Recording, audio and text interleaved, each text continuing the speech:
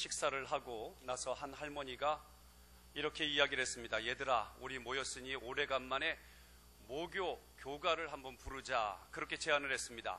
그러자 모두 깜짝 놀랐습니다. 아니, 여지껏 초등학교 교가를 안 잊고 있었단 말이야. 우리 모두 다 잊어버려서 아는 사람이 없는데 그러면 내가 한번 불러봐. 모두들 이렇게 얘기를 했습니다. 그러자 이 할머니가 의기양양하게 벌떡 일어나 교가를 부르기 시작했습니다. 동해물과 백두산이 마르고 닳도록. 그러자 할머니들이 모두 박수를 치면서 깜짝 놀랐습니다. 얘는 학교 다닐 때 공부도 잘하더니 기억력도 참 놀랍네. 그 교가를 아직도 안 잊어버리고 기억하고 있다니. 이 칭찬을 받은 할머니 의기양양해서 집으로 돌아와 할아버지에게 이 칭찬받은 이야기를 해주었습니다. 영감, 내가 초등학교 동창회에 갔는데 교가를 기억하는 사람이 나밖에 없어서 내가 혼자 독창했다우. 그랬더니 할아버지도 이 소리에 깜짝 놀랐습니다. 아니, 여지껏 초등학교 교가를 안 잊었단 말이야. 어찌 불렀는지 한번 불러봐. 그래서 이 할머니가 또다시 일어나서 이 할아버지 앞에서 불렀습니다. 교가 아닌 애국가를 힘차게 불렀습니다. 그러자 할아버지가 할머니를 딱 째려보면서 얘기했습니다. 이상하네. 우리 학교 교가와 비슷하네. 네, 나이가 들어 기억력은 부족할지라도 하나님을 향한 뜨거운 열망은 날마다 새로워질 수 있기를 기원합니다. 우리 옆사람과 함께 인사하겠습니다. 미모가 죄라면 당신은 사형감입니다. 네, 한번 인사하겠습니다.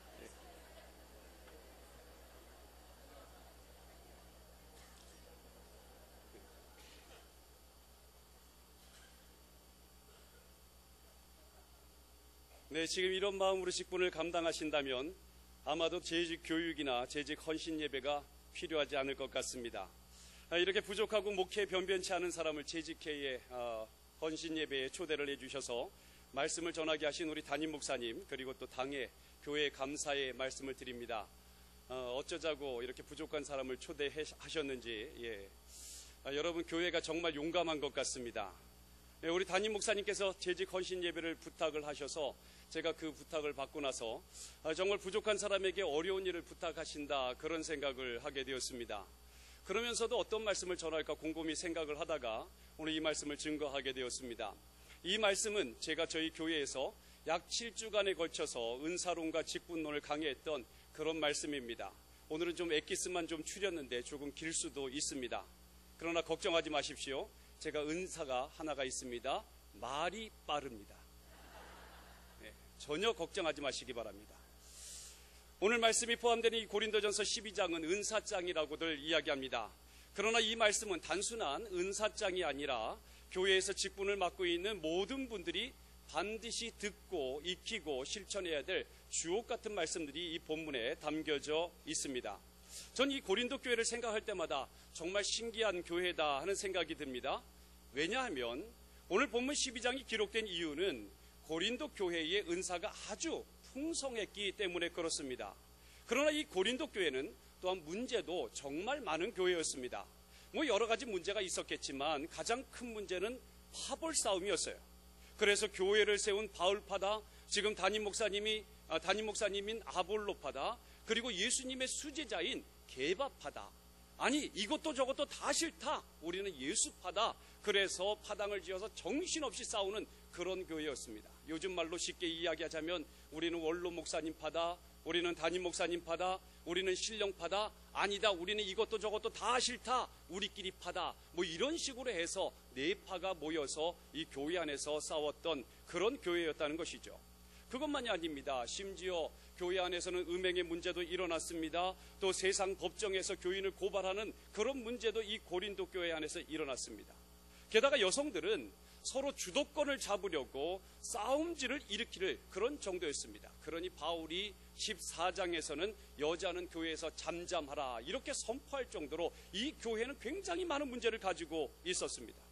다시 말해서 영적인 체험도 많았지만 문제도 많았던 교회가 고린도 교회였다는 것이죠. 그렇다면 여기서 한번 질문을 드려보겠습니다. 그렇다면 이렇게 잘못된 점이 많았는데도 불구하고 하나님께서 성령의 은사를 부어주신 것일까요? 아니면 성령의 은사가 너무 넘쳐나서 이런 잘못된 길이 생겨나게 된 것일까요? 여러분 어떤 것 같습니까? 교회가 잘못했음에도 불구하고 하나님이 은혜로 성령의 은사를 말할 수 없이 물붓듯이 부어주신 것일까요? 아니면 성령의 은사가 물붓듯이 나타나는데 그 성령의 은사를 잘못 사용해서 이런 교회에 문제가 드러나게 된 것일까요? 여러분 우리가 이것을 잘 생각해야 합니다. 많은 사람들이 은혜 외치다 보니 내가 잘못된 삶을 살고 있고 교회가 문제가 들끓고 있는데도 불구하고 하나님이 은혜를 주시겠지 이런 생각을 하는 경우가 있습니다. 그러나 정답은 그렇지 않다는 겁니다. 처음에 신실한 신앙을 가짐으로 인해서 많은 은사가 이 고린도 교회에 부어졌던 것입니다. 그러나 은사를 받고 난 뒤에 교만해지면서 많은 문제가 들끓게 되었던 것이죠. 교인들 모두가 저마다 자신의 은사와 신앙이 최고라고 주장하기 시작한 겁니다. 그리고 이제 은사를 받은 후에 이 주장이 강해지면서 고린도 교회가 큰 문제들에 휩싸이기 시작하게 되었다는 겁니다. 그래서 바울은 오늘 이 고린도전서 12장을 통해서 은사 강론을 하게 된 것이죠. 그 첫 번째가 은사란 무엇인가 하는 문제입니다. 오늘 본문의 말씀대로 한다면 신령한 것입니다. 한번 따라해 보겠습니다. 신령한 것. 그렇습니다. 은사는 신령한 것입니다. 이 신령한 것이라는 헬라어 단어는요, 푸뉴마티코스라는 그런 단어인데, 여러분 혹시 푸뉴마라는 단어는 들어보셨죠? 영이라는 단어입니다. 히브리어로는 루아흐라고 얘기하는데 영적인 것들, 본문의 표현대로 한다면 신령한 것들이라는 뜻입니다. 우리 모두 다 같이 1절을 다시 한번 찾아서 읽어보겠습니다. 1절 다 같이 읽겠습니다. 시작. 형제들아, 신령한 것에 대하여 나는 너희가 알지 못하기를 원하지 아니하노니. 아멘. 오늘 이 1절 말씀을 보게 되면 신령한 것들에 대해서 어떻게 하기를 원한다고 말씀하고 있습니까? 알지 못하기를 원하지 아니하노라, 그렇게 얘기해요. 알지 못하기를 원하지 아니하노라. 여러분 이게 무슨 말입니까? 이 말은요, 그냥 알기를 원한다 이렇게 얘기하면 되는데 알지 못하기를 원하지 아니하노라 이렇게 얘기하는 것은 무슨 얘기냐면 부정에 부정을 더해서 강한 긍정을 나타낸 겁니다. 분명히 확실히 이것만큼은 알아야 된다, 그런 말씀이에요. 이것만큼은 알아야 된다. 그러면 왜 이렇게 말씀하신 것일까요? 그냥 무턱대고 믿는 것이 좋은 것이 아니라는 말씀입니다. 이 신령한 것들에 대해서는요, 그리고 은혜에 대해서는 분명한 지적 인식이 있어야 된다는 거예요. 예수를 믿어도요, 너무 신령한 것만 추구하시면 안 됩니다. 지적 인식이 분명히 있어야 돼요. 말씀에 대한 분명한 이해들이 있어야 된다는 겁니다. 이 고린도 교회의 가장 큰 문제는 신령한 은사가 동시다발적으로 그리고 지속적으로 부어졌음에도 불구하고 이 신령한 은사를 어떻게 활용해야 되는지, 그것을 어떻게 사용해야 되는지 전혀 몰랐습니다. 여러분 우리나라 과거에도 이런 은사가 많이 부어지지 않았습니까? 그래서 예언하시는 분들도 있었고요, 치유의 능력을 받으신 분들도 있었고, 그런 분들이 정말 많았습니다. 만일 이런 은사를 받았다면 여러분 어떻게 사용해야 되겠습니까? 과거를 예를 들어서 제가 사지선다형으로 질문을 드릴 테니까 어떤 것이 맞는지 한번 답을 해보시기 바랍니다. 첫째, 은사가 생겼으니 교회를 떠나 따로 기도처를 만들어 예언을 해준다. 둘째, 은사를 받았으니 신령한 산속에 들어가 따로 교인들을 모집한다. 셋째, 광고를 내서 신령한 은사를 사모하는 사람들을 모집한다. 넷째, 내게 오는 사람들에게 기도해주고 헌금을 많이 걷어 사고친다. 이 네 가지 중에 무엇이 되겠습니까?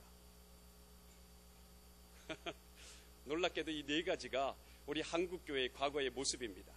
아직도요, 어떤 교회들을 보면 기도해주는 권사님들이 아직도 계십니다. 그 집에 따로 모이는 겁니다. 예, 우리 대한교회나 성내동교회 말고 저기 강북에 어떤 교회가 그런 교회가 있다는 겁니다. 여러분 본문을 보시기 바랍니다. 은사를 주시는 정확한 목적이 있습니다. 이 은사를 왜 주시느냐? 우리 다 같이 한번 7절 읽어보겠습니다. 7절입니다. 시작. 각 사람에게 성령을 나타내심은 유익하게 하려 하심이라. 아멘. 오늘 이 말씀을 보면 은사를 왜 주신다고요? 유익하게 하려 하심이다. 그러면 유익하게 하려고 하는데 어디에 유익하겠습니까? 어디에 유익하게 하려고 은사를 주시는 것이겠습니까? 바로 교회에 유익하게 하려고 은사를 주시는 것이라는 겁니다. 여러분 그래서 이 12장은요, 은사 강론이기도 하지만 교회론이기도 하고 직분론이기도 합니다. 더 놀라운 것은 이 신령한 것이 우리가 생각하는 그런 은사만 있느냐, 그렇지 않다는 것이에요. 이 신령한 것들에는 무엇이 있는지 한번 살펴보겠습니다. 우리 모두 다 같이 4절에서 6절까지 다 같이 한번 읽어보겠습니다. 4절에서 6절 시작. 은사는 여러 가지나 성령은 같고 직분은 여러 가지나 주는 같으며 또 사역은 여러 가지나 모든 것을 모든 사람 가운데서 이루시는 하나님은 같으니. 아멘. 오늘 이 말씀을 보게 되면 무엇이 나옵니까? 은사와 직분과 사역이 나옵니다. 그리고 그것을 주시는 분은 누구시라고 말씀하고 있습니까? 바로 삼위일체 하나님께서 주시는 것이라 말씀하고 있다는 겁니다. 여러분, 우리가 이것을 잘 알아야 합니다. 은사도 삼위일체 하나님이 주시는 것이고요, 우리의 직분도 삼위일체 하나님께서 주시는 것이라는 겁니다.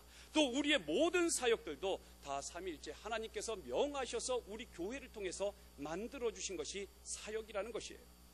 그래서 이 은사와 직분, 사역, 이 모든 것이 다 신령한 것들이라는 것이죠.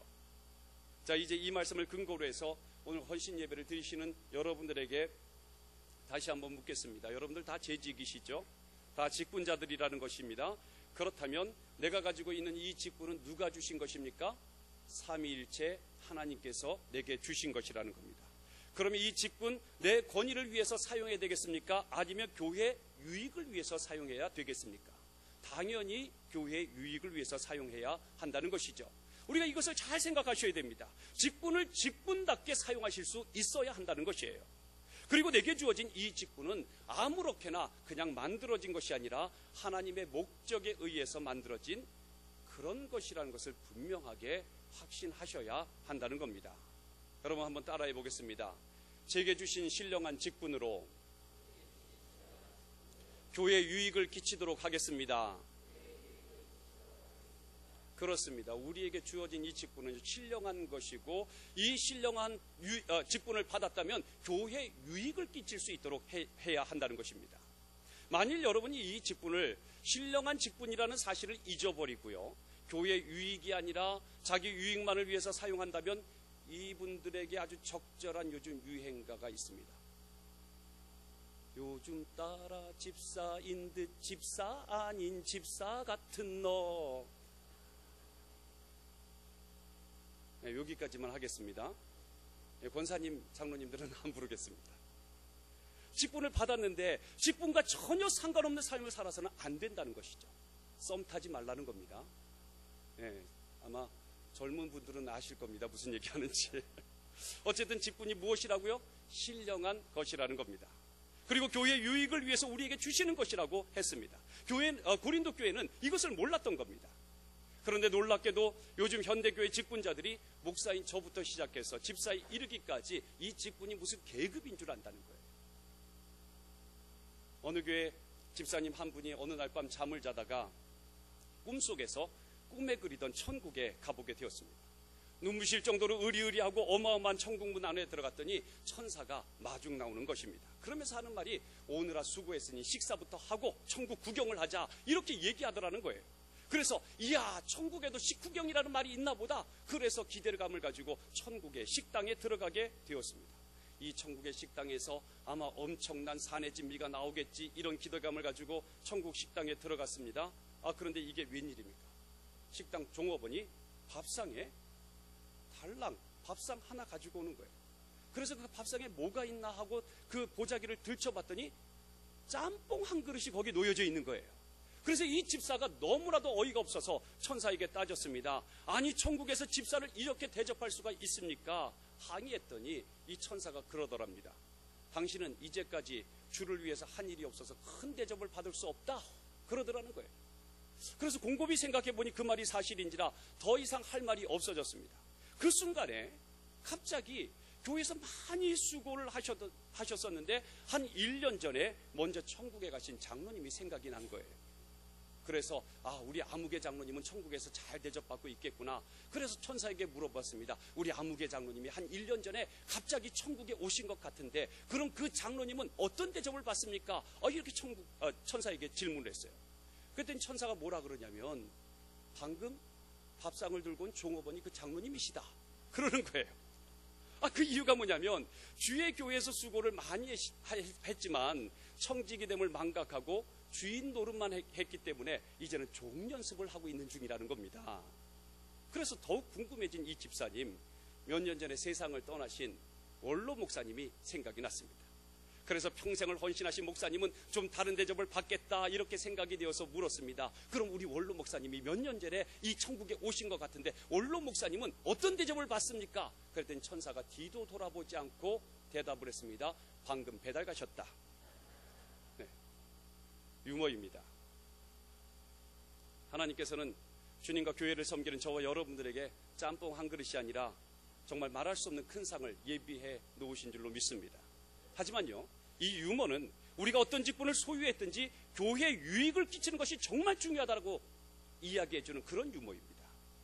여러분, 그렇다면 우리가 이 신령한 직분들을 어떻게 사용해야 되겠습니까?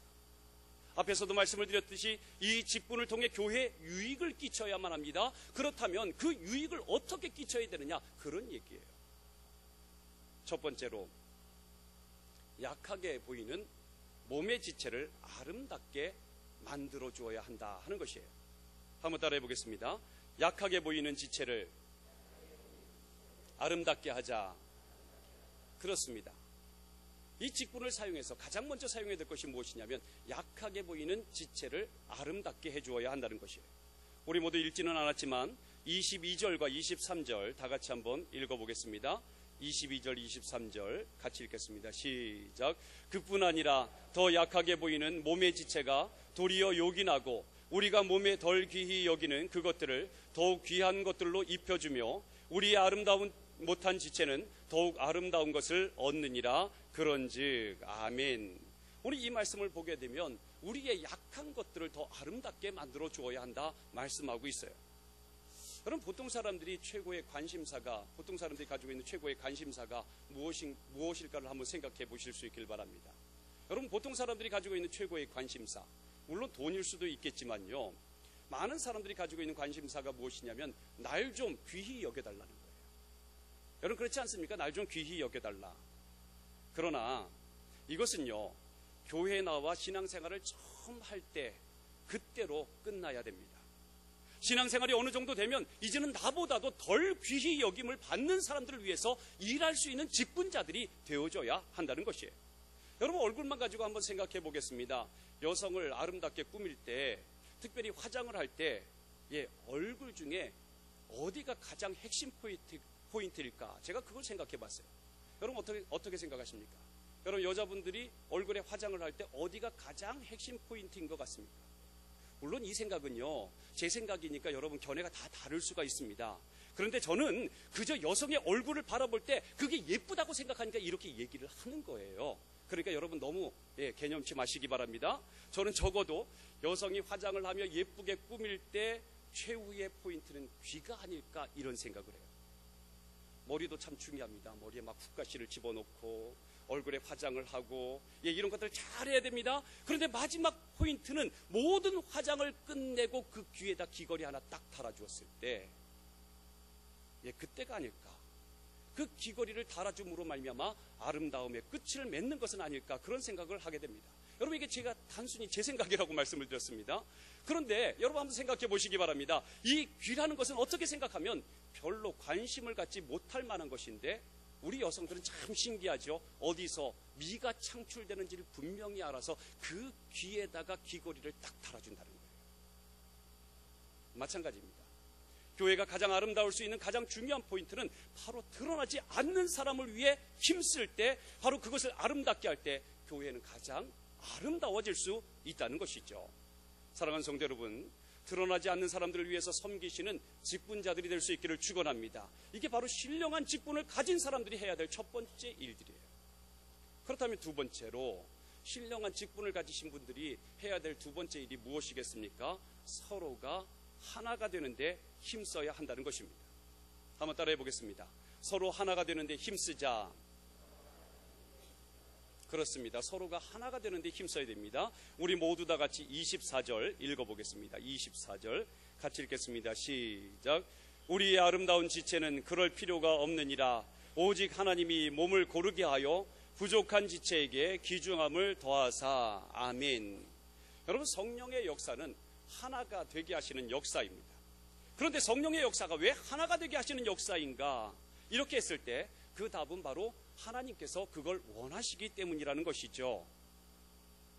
여러분, 특별히 24절을 보시기 바랍니다. 이 24절에 아주 중요한 동사가 하나 나오는데 그게 무엇이냐면 고르게 한다는 동사입니다. 이 단어에 한번 동그라미를 쳐보시기 바랍니다. 이 고르게 한다라는 단어가 정말 중요한 단어입니다. 이 단어는 헬라어의 수네 케로센이라는 단어입니다. 이 단어는 두 가지 뜻이 있습니다. 첫 번째는 무슨 뜻이냐면 적응을 하게 한다, 그런 뜻입니다.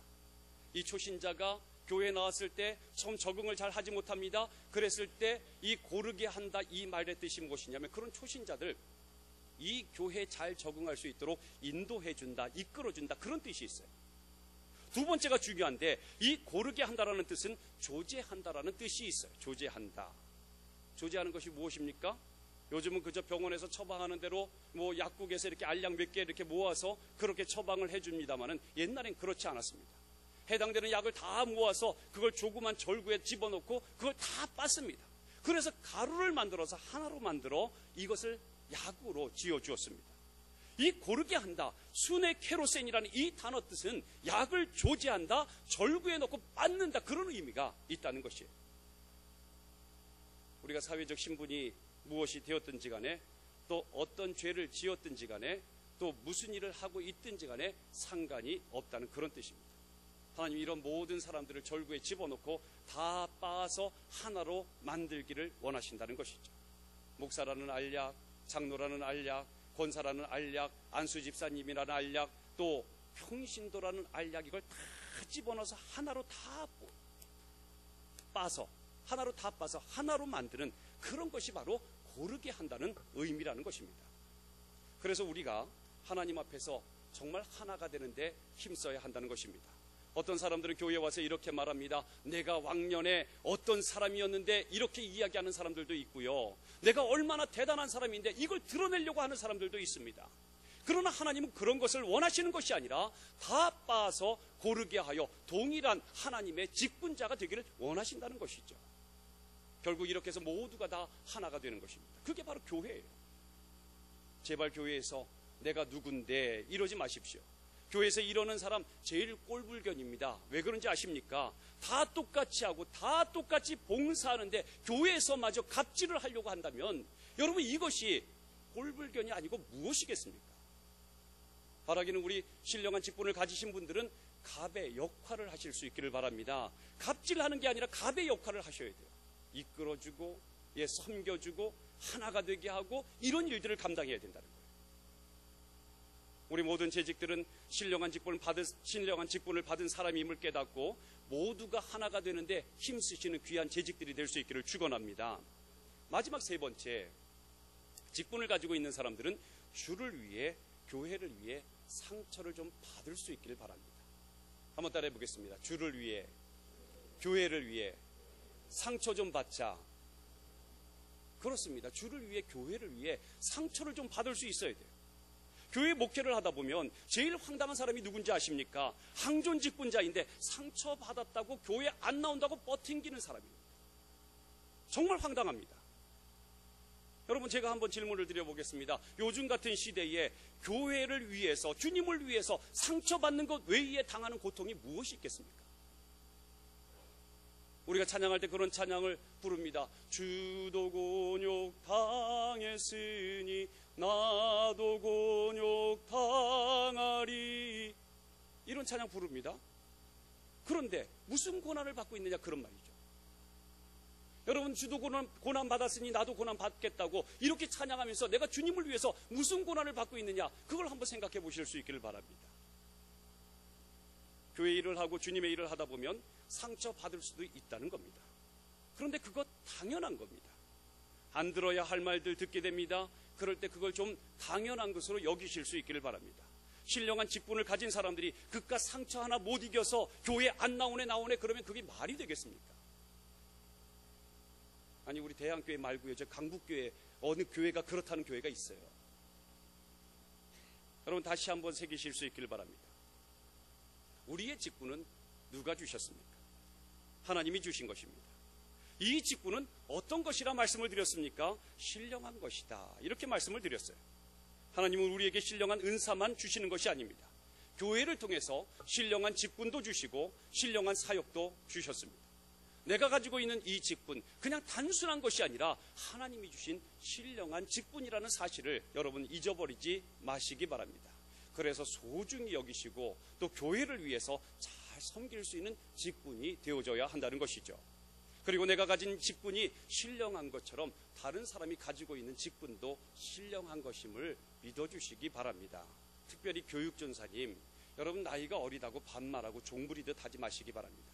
다 신령한 직분들을 소유하신 분들입니다. 무슨 말이냐면 모든 직분들이 다 소중한 직분이고 신령한 직분이고 그래서 함부로 대하지 말라는 말씀입니다.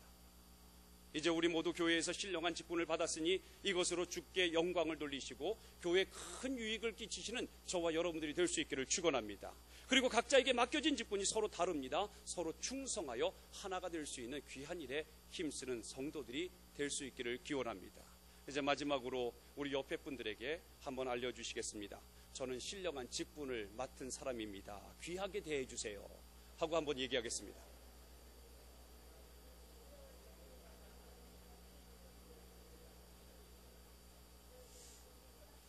네, 이제 그렇게 부탁하셨으니 이제 대답하겠습니다. 집사님, 권사님, 제가 소중하게 받들겠습니다 하고 인사하겠습니다. 다시 한 번만 대답해 주시겠습니다.